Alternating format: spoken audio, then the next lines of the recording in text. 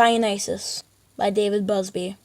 Dionysus, god of wine, theater, and most importantly, partying. Perhaps the most interesting of the Greek gods, Dionysus has affected the Greek culture in many ways, most proficiently, however, in the industry of theater and wine.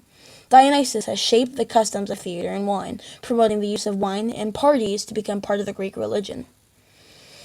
Dionysus is portrayed as either a youthful god with long hair or an older bearded god. His attributes include a thyrsos, which is a pine cone-tipped staff, a leopard, a drinking cup, and a fruiting vine. He has the powers of ecstasy, illusion, sexuality, and drunkenness.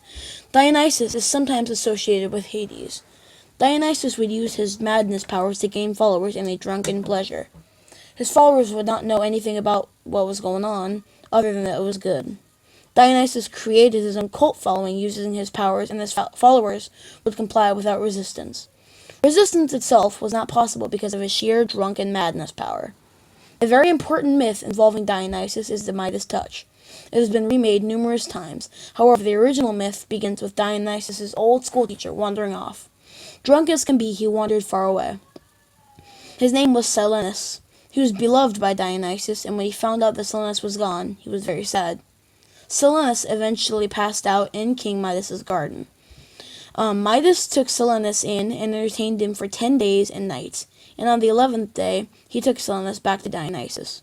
Dionysus, overjoyed, gave Midas the choice of one gift as a reward. Midas the gift of the ability to turn whatever he touched to solid gold. A bit disappointed that Midas chose greed over frugality, Dionysus reluctantly granted the gift. Midas immediately ran out to try his gift. He touched a stone, then a stick, and they all turned to solid gold, and as a result he became happy. Later he went out to go eat. He tried to eat his meal, but when he looked up, his daughter, servants, bread, and wine had been turned to gold. Midas ran back to Dionysus and begged for his gift to be overturned. Dionysus told Midas to wash in the river Pactolus. Midas ran to it and washed in the river.